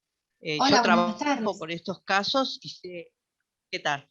Y se hace muy difícil. Hasta han planteado los defensores de menores, en el caso de niños y adolescentes, plantean el caso federal. Y en el caso de determinación de capacidad, también estoy en la misma. No quieren tomar y ponen por delante el tema del resguardo a la salud. Es decir, es imposible. Si no directamente, o nos vamos a la corte, lo que lleva a que la persona siga estando vulnerable durante mucho más tiempo, porque la verdad que los tiempos procesales son increíbles. Exactamente. O la tomamos y tratamos no sé, yo, por ejemplo, me voy hasta el hogar, o voy hasta la casa, o a veces lo cito en mi oficina. La verdad, porque si no es imposible. Bueno, eso sería una alternativa. Esa sería una alternativa, quizás, de acuerdo a lo que vos decís, Silvia, citarlo a tu oficina para preservar la mayor sepsis posible, ¿no? Pero aún así... Sí, con todos los riesgos que implica, porque si a la persona le llega a agarrar COVID, la responsabilidad es del profesional y nosotros somos médicos, no somos los jueces. Exactamente. Es una responsabilidad muy grande la que tenemos. Pero los juzgados cuentan con esta, pero los despachos del juez cuentan con esta posibilidad. Son despachos amplios. Quizás algunos, por ahí en Quilmes, en el departamento de Quilmes, sí, pero ya le digo, pero sí, es cierto lo que vos decís, pero yo creo que por eso estamos en esto, Silvia, digo, por eso estamos todos, yo acá, vos ahí, todos tratando de hacer fuerza para que no haya un trastocamiento de los derechos, ¿no? Porque si no, en definitiva... Claro, bueno, sí, por eso mismo, tampoco podemos seguir retrasando lo que el juez, yo no puedo ir contra lo que el juez impone. De última termino en la corte, que no puedo, porque económicamente y por tiempos tampoco se puede. Es cierto, es cierto. Muy difícil. Por eso no es una cuestión, por ahí yo lo que diciendo es que ustedes como operadores, nosotros tenemos, sí, nosotros los abogados, y creo que muchos deben coincidir, es re difícil. Sí, pero es que te entiendo perfectamente, se nos hace Silvia, casi imposible. Sí, y dejemos el tema de niños, hablemos de las personas restringidas en su capacidad. Pero estos espacios donde se promueven este tipo de temas, hacen un forzamiento, o sea, es un modo de llamar la atención. Pero coincido con lo que vos decís. Sí, cuesta muchísimo, pero estos espacios también es bueno, no nos dejemos caer y peleamos todos juntos, ¿no? Tiene que ver un poco con eso, o por lo menos ese es el mensaje, en definitiva.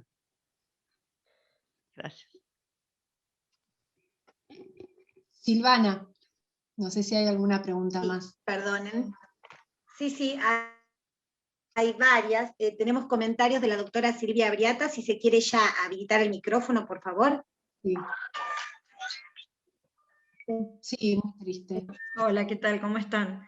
Hola, No, yo le contestaba, no recuerdo a quién, preguntó en el grupo de chat qué pasaba con un matrimonio que estaban separados y querían ser los dos apoyos, y yo tuve el atrevimiento de contestarle porque la semana pasada, casualmente en Capital, me asignaron 3 personas de apoyo para un adulto mayor Down, una hermana que se dedica a hacer trámites en la calle, que tiene todo un movimiento y manejo por ahí con lo jurídico y con los trámites que necesita, y 2 hermanos que conviven con este adulto mayor Down.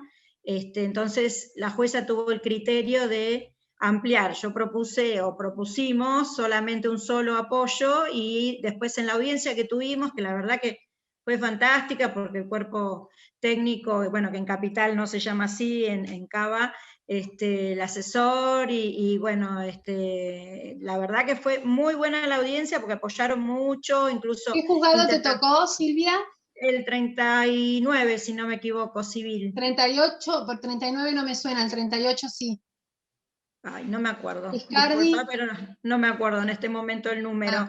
Pero fue muy bueno. Después cualquier cosa, si querés, lo paso. Porque muy buen criterio y diálogo con todos los hermanos. Bueno, es una familia que se ve que tienen algún problema. Tiene 5 hijos, la señora ya es muy mayor, 85 años, son todos adultos grandes. Incluso Down tiene 66. Con un sistema de educación que no fue al colegio. Querían que vaya, y en este contexto no podemos, dijimos que sí, que es la idea, bueno, y tuvo muy buen criterio de designar a 3 personas de apoyo. Es que no hay un número.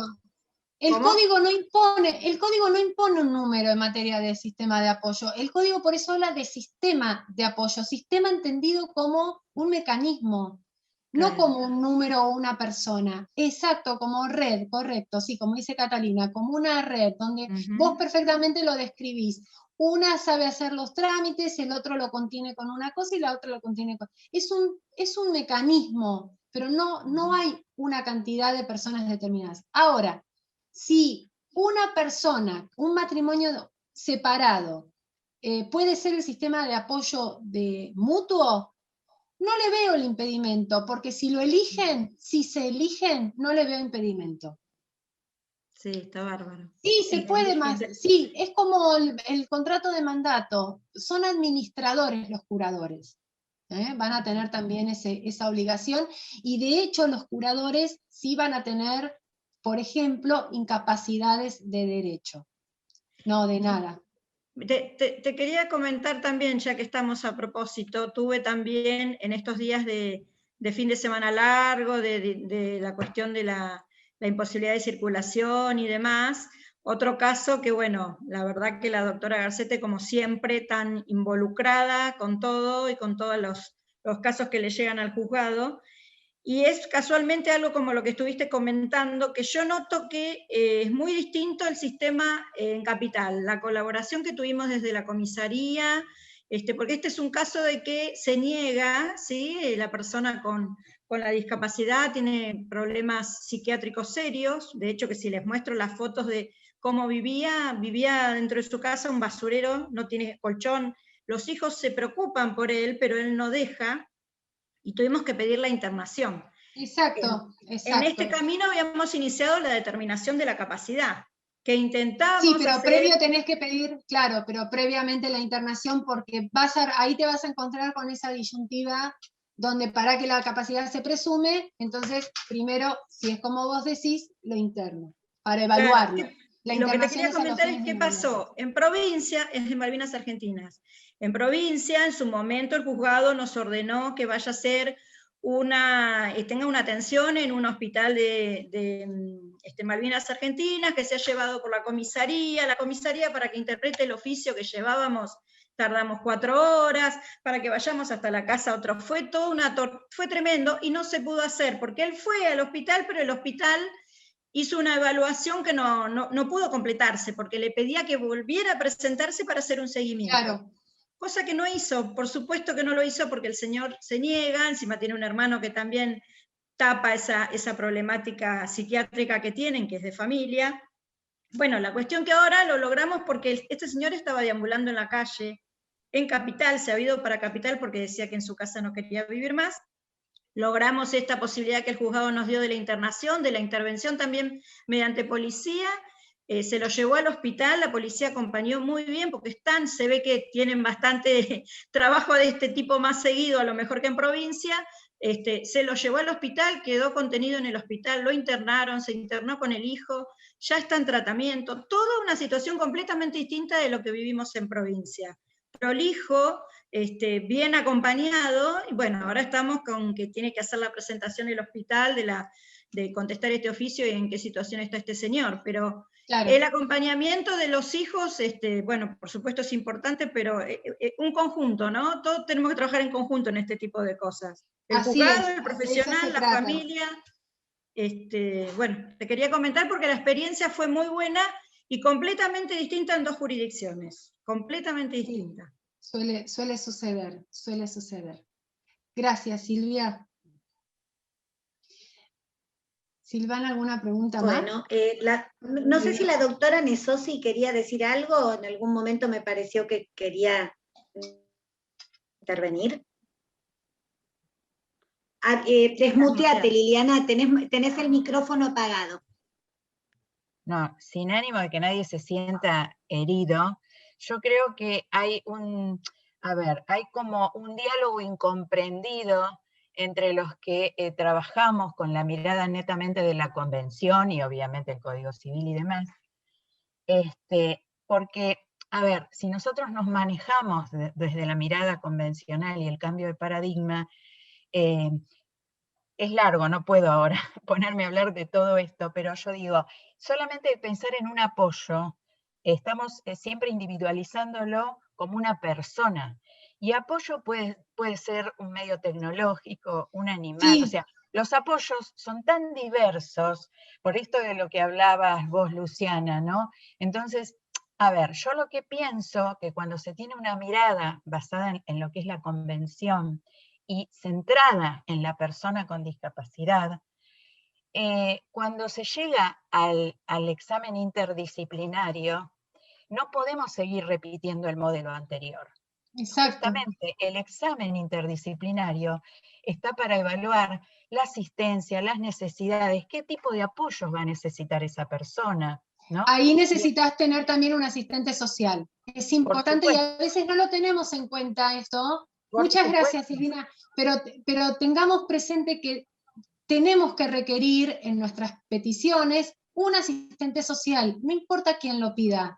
Pero sí es importante un asistente social, porque además, Liliana, de lo que vos decís es, bueno, ¿quién se hace cargo? Quizás la persona que está siendo evaluada no la puede definir, porque en ese momento no lo puede definir porque se puso nerviosa, porque no puede definir quién se hace cargo, porque va a necesitar. Lo que ocurre es que yo no coincido con los tiempos, ¿sí?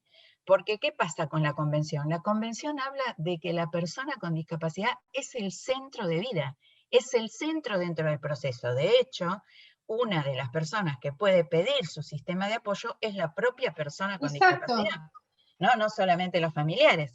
Entonces, también puede decir, yo no quiero este apoyo, ¿sí?